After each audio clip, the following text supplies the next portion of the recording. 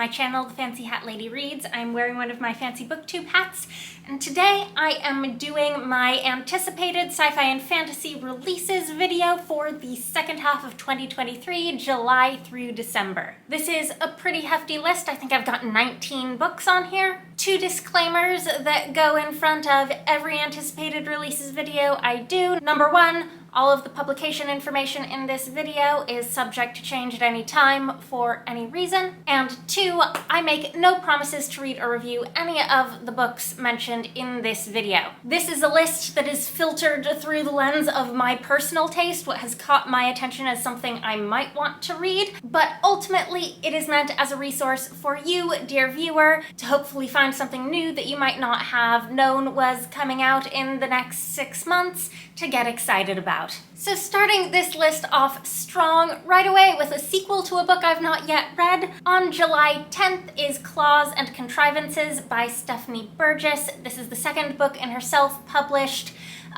Regency Dragons Fantasy of Manners historical romance series. Next, on July 11th from Del Rey is Thief, Lady, Liar by D.L. Soria. This looks like a Cinderella retelling in which Cinderella and her stepsisters are con artists working together to scam the prince. It looks like there are actually 2 princes in this and she's gonna fall in love with the wrong one. D.L. Soria is a pen name for Destiny Soria, who has previously published, I think, 3 YA novels, but this is her adult debut. Also on July 11th from Tor.com is The Saint of Bright Doors by Vajra Chandrasekera. I think this is the novel-length debut of an author who's previously published a significant amount of short fiction. This has one of those book descriptions that doesn't tell you much about the plot. It seems like it's going to be like some maybe vividly beautiful writing, and I think it is set in a fantasy world with like contemporary levels of technology. Moving on, the third book in a row here for July 11th, and the first of several middle grade novels on this list. Surprisingly, I often have a few YA books on my anticipated releases lists, but I'm never really up on what middle grade is coming out. This time around, though, I don't think I have any YA books on this list, but I have quite a few middle grade. This is The Demon Sword Asperides by Sarah Jean Horwitz, and it's going to be published by Algonquin Young Readers. I have liked Sarah Jean Horwitz's previous middle grade novels. I think I've read 2 of the 3 of them that she's published. I have a full review on this channel for The Dark Lord Clementine, which was her last published book in 2019. She's an author who I think knows her way around classic fantasy tropes and references. And this, as the title suggests, is about a demon sword and a young boy who wields it. So this is me filming on a different day in a different outfit, because as I was editing this video, I realized there were not 1, not 2, but 3 books that I entirely forgot to add onto that list. And this happens to me with just about every anticipated releases video I have ever made on this channel. Inevitably, by the time I have the video ready to post, I have either learned about a new book or 2 or remembered a book or 2 that I intended to have on the list and then forgot, and I feel really bad about it. But like for 1 or 2 books, I usually don't do anything, but for 3, I need to sit down in front of a camera and fix this. So my last book on this list for July is another middle grade title. It is Abeni's Song by P. Djèlí Clark, which is coming out on July 25th from Starscape.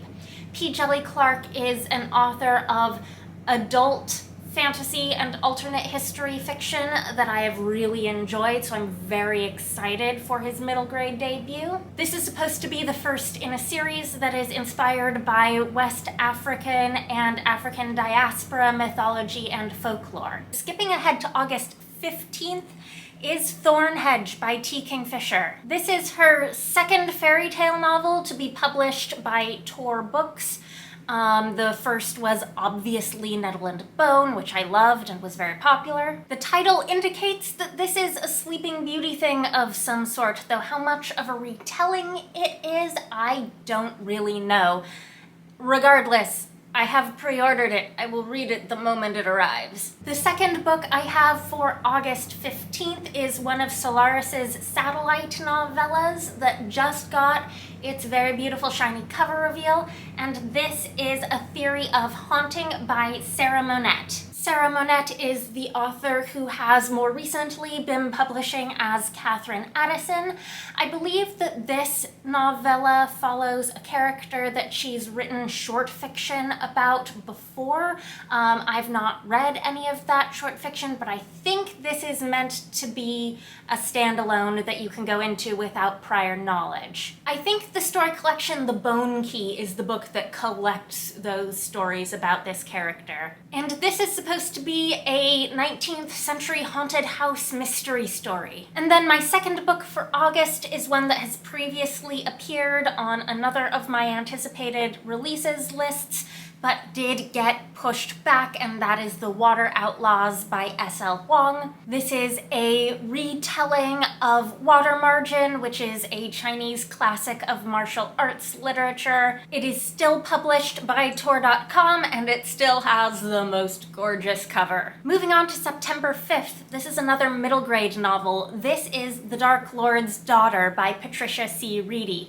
That's right. Patricia C. Wrede of Dealing with Dragons fame has a brand new middle grade novel coming out this September. And yes, the premise of this one reminds me extremely of the aforementioned The Dark Lord Clementine by Sarah Jean Horwitz, except this one, I think, is a portal fantasy where the protagonist is living in our world, and then she gets whisked away to a fantasy world where she learns that she is the daughter of a Dark Lord and his heir. And the publisher for this one is Random House Books for Young Readers. Next on this list is another middle grade book, and one that I actually do not trust the publication date that's currently listed on the publisher's website. That is Silverborn, The Mystery of Morrigan Crow by Jessica Townsend. This was originally supposed to be published in October of last year, and then it was announced that it was getting pushed back an entire year to October of this year. On the American publisher's website, and that is Little Brown Books for Young Readers, the publication date for this is currently listed as September 10th. There are two reasons I don't really trust that. One is that we don't have a cover yet, and we are awfully close to a September release for a book to not have a cover reveal. And secondly, September 10th is not a Tuesday, and big publisher releases in the US are almost always on Tuesdays. Anyways, this is the fourth book in the Nevermore series, which is the only ongoing middle grade series that I am both caught up with and actively following. And I know that this series has a lot of fans who will be waiting for news of this one. On September 12th, from Tor.com, we have Mammoths at the Gates by Nghi, which is the fourth novella in the Singing Hills cycle. I read the first book, The Empress of Salt and Fortune. I really liked that book. I need to catch up on this series, and I hopefully will be doing that this summer because the third book, Into the Riverlands, is a Hugo nominee for Best Novella, so I need to catch up by reading When the Tiger Came Down the Mountain and then Into the Riverlands, and then I will be ready to read Mammoths at the Gates. These are companion novellas with standalone stories, all following the traveling cleric Chi. Next, on September 26th, from Tor.com, is a very interesting looking novella. This is The Navigating Fox by Christopher Rowe. I think this is an anthropomorphic animal fantasy in which the protagonist is a fox who is a navigator for expeditions. He is in disgrace but hopes to redeem himself by leading a particularly perilous expedition. Also on September 26th from Tor Books is After the Forest by Kell Woods. This is a debut. It's a fairy tale novel about Hansel and Gretel once they're adults. Moving on to October 3rd from Tor.com, the Jinn-Bot of Shantiport by Samit Basu. This is set in a sort of dystopian-seeming science fiction city, and it initially didn't stand out to me based on the book description, but all of the early reviews that I've seen are describing this as like a fast-paced romp with both a fun plot and serious themes, and that has me very intrigued. Next, on October 3rd from Levine Querido is another book that I think is middle grade, not YA, though I'm not totally sure that this publisher makes a distinction, and it's coming out on October 3rd. This is Alebrijes by Donna Barbeguera. This is the author whose previous novel, The Last Cuentista, won the Newbery Medal, which is an extremely prestigious award for children's books. That book was science fiction, as is this one. This is about two siblings struggling to survive on a decimated Earth, and one of them gets his consciousness transferred like into a drone. It can be hard to find really good middle grade science fiction, so this is definitely one to keep an eye on. Next is a book that does not yet have American publication info that I can find, but coming on October 12th from Glance in the UK is A Fire Born of Exile by Aliette de Bodard. This is going to be her second Julia Universe science fiction romance novel, and I think this is the one that she has been using both Nirvana in Fire and The Count of Monte Cristo as comp titles for on social media. I have seen Nirvana in Fire. This has my interest. I have not read The Count of Monte Cristo. Do I need to read it? If it's anything like Nirvana in Fire, maybe I should. Although, like, Nirvana in Fire is technically a fantasy show and I'm a genre girl, which is why I don't read classics much. Regardless, this is another sapphic space romance that I will definitely be reading. Next, on October 31st from Tor Books is Starling House by Alex E. Harrow. This one is described as a contemporary gothic fairy tale novel, and whether or not I end up being interested in reading it is gonna depend on how spooky it is. Like, this is a Halloween release. They are describing this as if it's spooky. And then everything I've got for the rest of the year, November and December, is new installments in pre-existing series, so I think I'm gonna try to plow through to the ending here pretty quickly. November 7th from Tor.com is A Power Unbound by Freya Marsk. This is the third and final book in the Last Binding trilogy. The first book was A Marvelous Light, which I have read. The second book was A Restless Truth, which I have not yet read. These are all three queer historical fantasy romances. Also November 7th, Bookshops and Bone Dust by Travis Baldry. This is published by Tor Books. It is the prequel to Legends and Lattes, which I've not yet read. I know. On November 14th from Tor.com is System Collapse by Martha Wells. This is the 7th book in the Murderbot Diaries series and the second full-length novel. It is also the second Martha Wells novel we've gotten this year, which, lucky us. November 21st from Saga Press is Space Oddity by Catherine M. Valenti. This is the much delayed at this point sequel to Space Opera. And then last but not least, on December 5th from Tor Books, we have All the Hidden Paths by Foz Meadows, which is the sequel to A Strange and Stubborn Endurance.